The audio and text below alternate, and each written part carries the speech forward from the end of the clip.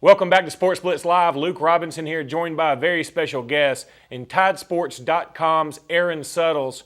Aaron, you were there last week during the storms, and Tuscaloosa was basically ground zero for the devastating tornadoes that came through Alabama last week. And I'm hoping that everything was okay with you and your family, but I know as far as the community goes, Tuscaloosa was hit very hard.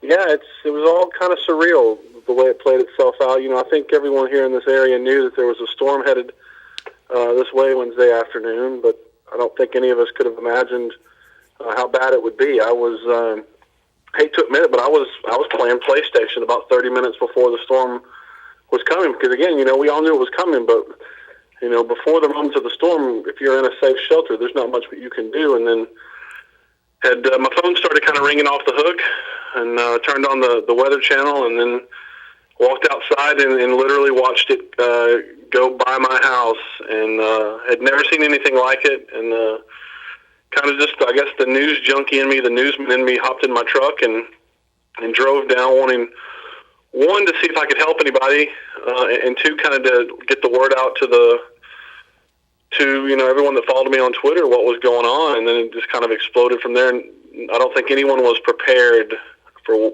what we saw in the minutes and the hours that followed. But I went back and looked at my timeline on Twitter, and I was actually at 15th Street in McFarland 13 minutes after the tornado touched down. And it's some scenes that'll be with me for the rest of my life. It was certainly devastating, and those of us in Tuscaloosa will never forget.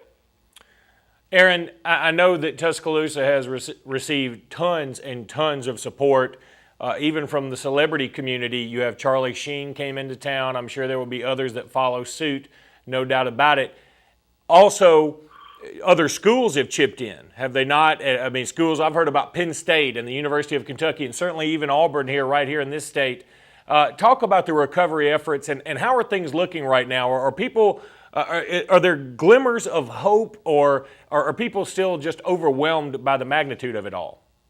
Well, it goes back and forth. You know, I've been just completely overwhelmed on both sides of it. One, you drive past something that you haven't seen before, and your emotions just well up, and you have to choke back the tears knowing that someone probably died there and families lost everything they owned. And then on the other hand, you're overwhelmed with emotion just on how this event has brought us together as a people. And you're right, it's across the SEC and across college football, and you know what we love. People are trying to help, and you know, Auburn people have helped out with an organization that Tumors for T-Town, where they've sent volunteers and supplies here, and Penn State has done so as well. And just the outpouring of love that they've shown this community is just kind of overwhelming. And to think that sometimes we can get caught up in the pettiness, you know, of a rivalry or an insignificant game, to see that all put aside and to help your fellow man, it's just kind of been overwhelming. And like I said, you know, I've been all over this town, and I've seen it, and it's real, and it's heartbreaking more than you can ever imagine. But then you pass a scene where, you know, you see an out-of-state tag full of supplies coming in just because they wanted to help, and it just makes you feel good about what we are as a people, especially in the South. You know, we are resilient, we are tough, and there's no doubt in my mind that Tuscaloosa and the state of Alabama and all the 6 states that were hit will rebuild, and we'll be stronger from this.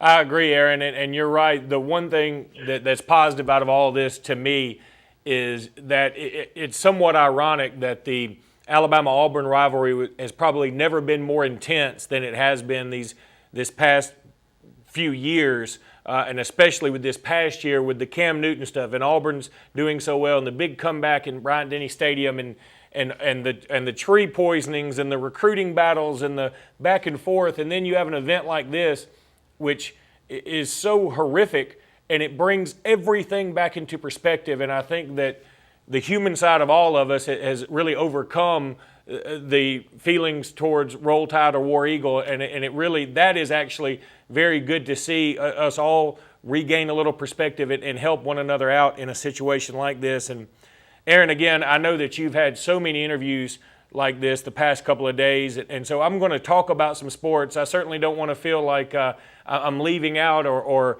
belittling anything that has happened there. I just think that maybe everybody would like to hear about some other things going on at the university right now. So I'm going to talk about recruiting. You have a great article today about Noah Spence, who is a 5-star defensive tackle out of Pennsylvania. Alabama has certainly opened up their recruiting area almost totally nationwide now. What are Alabama's chances with this young man? Well, in covering recruiting like I do, I've certainly noticed under Coach Saban that and the success that they've had has allowed them to really become a national program. And I think certainly tradition helps with that. People that are a little bit older, they remember when Alabama was a dominant program, and now the younger generations are starting to see that again. And it certainly helps to be able to go into a Michigan and get a Mark Ingram, or they've just recently offered another young man in Flint, Michigan, Danny O'Brien, and then this tremendous defensive end from Harrisburg, Pennsylvania, Noah Spence. I mean, if you look at his offer list, he can go anywhere he wants to in the country. And I talked to his father today. Really impressed with that family. They want a good education for their son, and he'll go anywhere to get that. And you're right. Alabama has certainly broadened its recruiting base. It will live, and it'll make its bread and bones here in the Southeast, particularly. But when if you have a position of need and you need somewhere, it helps to have a name to be able to go out and get a kid from Michigan or Pennsylvania or Maryland, like Alabama did with the Quanjo brothers. So Coach Saban has proven he's got a track record. He'll go anywhere he can to get top-flight talent. In your opinion, who is the most significant recruit left on Alabama's board? Is it one of the in-state guys like Quan Alexander or Winston, or is it a guy like a Dylan Lee who looked to be leaning to Alabama just a little bit ago, and now you don't know what he's going to do? Who's the biggest fish, or really who's at the top of the board in your opinion? Wow, that's a great question. There's several, and it just depends on positions of need. I really think Alabama needs wide receivers, and I really think they need some defensive backs. So, they were in really good shape with a defensive back out of St. Pius over in Atlanta, Geno Smith, but he took a visit to Auburn and now has named Auburn his leader, so that's a little bit of blow to Alabama. I tend to lead to a guy in state, Jameis Winston, quarterback out of Hueytown, who's just a tremendously talented individual. But what it comes down to him is, where does he get drafted in the Major League Baseball draft, and will he end up going to college? So I think something like that, or you maybe look at a wide receiver, and there's a couple out of state, one from Missouri, Dorial Green Beckham, who's been favorably compared to A.J. Green, who's probably going to be the top receiver in the country, or Deron Neal out of Missouri, who likes Alabama too. So if I had to put one gun to my head, one person, I'd probably say Jameis Winston out of Hueytown. I think that's a good selection. I've seen Mr. Winston play, and I was blown away by his athleticism and his accuracy. I think he's going to be a phenomenal talent if he does play college football. Like you say, that question is certainly still out there. Do you think that Alabama's having 4 players taken in the first round of the NFL draft, this past draft, do you think that'll have an effect on some of these recruits? Do you think they'll look at it and say, hey, teams were willing to go up and get somebody like a James Carpenter simply because he played for Nick Saban? I think absolutely it will help, and I think Alabama would be wise, and I'm sure they are. Coach Saban and staff are using that to tell individuals. Talking to Noah Spence's father today, he mentioned that Alabama hasn't been shy about telling recruits. The past 3 years, Alabama's won 36 games, and that's the leading.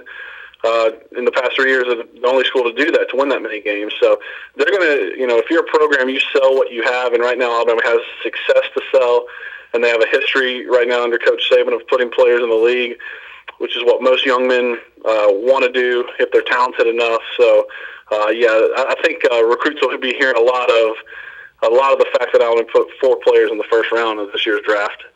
Finally, Aaron, do you know anything about Trevor Lacey? I know that he was in Auburn last weekend. He's at Kentucky this weekend, the fabulous shooting guard from Butler. We called his games in the state championships this past year, and he is a phenomenal once-in-a-decade type player, if you ask me. What are Alabama's chances there? I think Alabama's done as well as they could do with Trevor. He's, you're talking about one of the top rated players in the country, certainly the most one of the most highly ranked that's remaining that hasn't signed. I think personally, that it comes down to Alabama, Kentucky. I think it'll. He was visiting Kentucky. He has plans to visit Kentucky again. It just depends on, in his mind, what he thinks. Does Brandon Knight come back? Brandon Knight said he's going to enter his name into the draft. Well, if he doesn't sign with an agent, there's a chance he could come back. I think it certainly helped Alabama that Deron Lamb from Kentucky announced he was going to stay at Kentucky. So those are factors that Trevor will have to weigh in terms of playing time. But in the end, I think Alabama's done about as well as they could do recruiting them. Whether that's good enough to compete with a top-flight team like Kentucky, we'll just have to wait and see. Well, Aaron, thanks so much for taking out just a few minutes to talk with us. I know that you're busy, and I know everybody in that area is busy, and they certainly have a lot of work to do. And the best of luck to you, and all of our prayers and thoughts are with you, and just do the best you can, bud, and we certainly do appreciate your time. Well, thank you for the kind words, and please pass along to everyone in the state that has helped, either through thoughts, prayers, or whether they volunteered or sent any supplies, that the city of Tuscaloosa and our community certainly do appreciate it, and we'll never be able to express the gratitude that we have for it.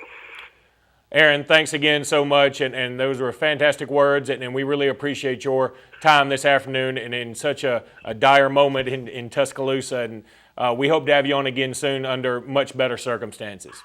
My pleasure. That was Aaron Suttles from Tidesports.com. We certainly do appreciate his being with us today. I know it's got to be a very trying time for everybody in the Tuscaloosa community. Thanks so much for being with us, Aaron, and best of luck to you. We'll be back in just a minute with more Sports Blitz.